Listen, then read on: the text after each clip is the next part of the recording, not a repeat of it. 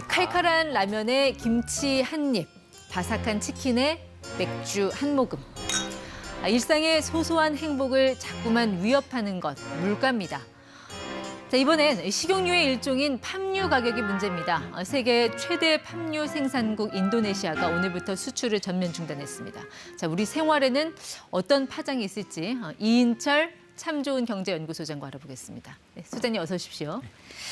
이 요소수대란을 한번 겪었기 때문에 어느 나라에서 좀 수출 중단했다면 일단 겁부터 나거든요. 그렇습니다. 이 인도네시아에서 수출 중단했다는 저 팜유라는 거요. 일단 팜유가 어떤 겁니까? 이제 팜유까지 알아야 되는 시대입니다.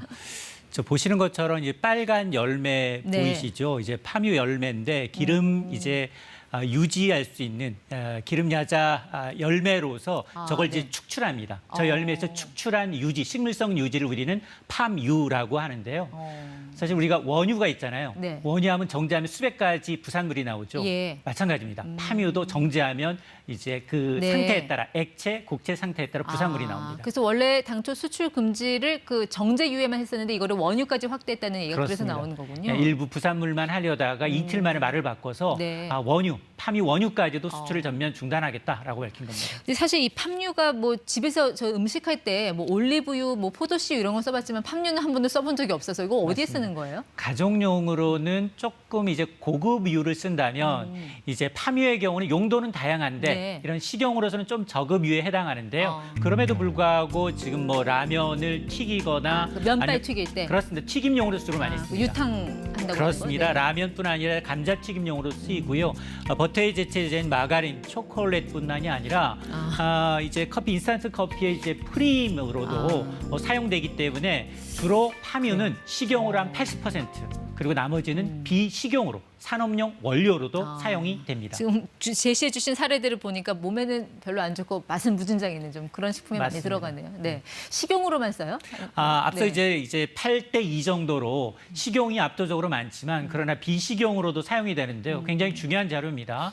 화장품이나 세제 그리고 바이오 디젤과 같이 혼합유를 사용해서 쓰는 네. 이 기름이기 때문에 기름의 용도는 굉장히 다양하다. 네. 이것 때문에 이제 인도네시아가 이제 오늘부터 수출 중단하게 네. 되면 산업계에 미치는 파장이 이제 먹거리뿐만이 아니라 네. 유통 산업계에도 영향을 미치게 됩니다. 그러니까 화장품이라고 하면은 우리가 흔히 쓰는 뭐 클렌징 폼이라든지 뭐 비누 이런 맞습니다. 거, 바이오 디젤은 자동차에 이제 연료. 석유랑 팜유를 섞어서 혼합유. 들어가는 그렇습니다. 혼합유를 말씀하시는 거고요.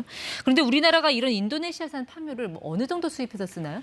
네, 우리나라는 이 전체 이 팜유 수입의 절반 이상, 56%를 인도네시아산에 이제 의존을 하고 있는 상황인데요. 네. 지금 보시는 것은 지난달 국내 팜유의 이제 수입량인데요. 인도네시아와 말레이시아 두 곳에서 주로 수입을 합니다. 네. 그런데 거의 56%가 인도네시아산, 그리고 말레이시아산이 한 43%를 차지하고 있는데 예. 절반 이상을 차지하는 인도네시아가 이제 전면 수출 중단했기 때문에 네. 그러면 자연스럽게 나머지 이제 수입 다변화를 위해서 말레이시아산으로 이제 쏠릴 수밖에 없는데 네. 가격이 더 오를 수밖에 없는 구조입니다. 근데 인도네시아 정부는 왜 갑자기 이 팜유 수출을 전면 중단을 하는 겁니까? 일단 이번 이제 사태가 나면서 코로나 사태가 나면서 백신과 먹거리는 나부터 살고 보자입니다. 네. 지금 인도네시아의 기름값이 고공행진하고 있습니다. 네. 이 기름이라는 게 특히 식용유인데요. 아마 고시나랭이라고 해서 이제 인도네시아의 경우에는 이런 면발이나 쌀 같은 걸 튀겨 먹는 문화가 익숙합니다. 네. 그런데 우크라이나 사태로 인해서 해바라기 씨유 수입출 1위가 우크라이나이거든요. 사태가 나면서 가격이 오르니까 네. 팜유 이제 수입에 대한 수요도 늘어난 겁니다. 그러니까 대체제 역할을 했던 팜유 그렇습니다. 가격이 같이 올랐다는 거군요. 맞습니다. 네. 자, 그러다 보니까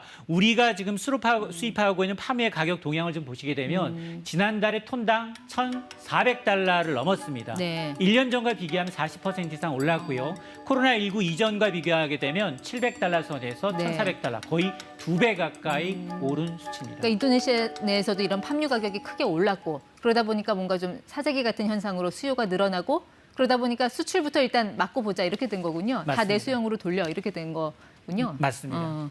그러면 이제 인도네시아 이런 팜유 수출 중단이 결국 이제 우리 국내 식료품 시장에 영향을 줄 텐데 어떤 게 가장 먼저 타격을 받을 걸로 보세요? 일단 파묘를 튀김용으로 사용하는 제품들은 이제 가격 인상이 좀 불가피한 측면이 분명히 있습니다.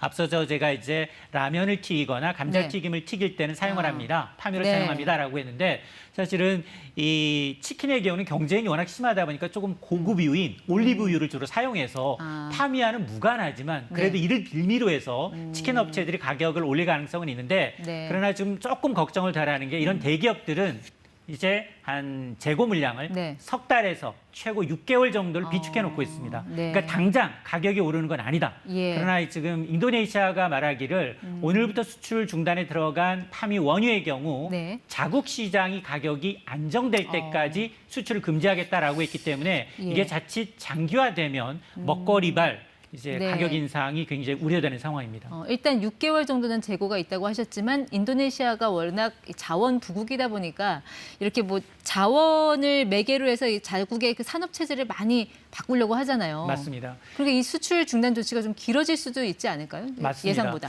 지금 아마 이제 코로나 사태 때문에 백신도 그렇고요. 원자재가 무기화돼서 자국 이기주의가 팽배합니다.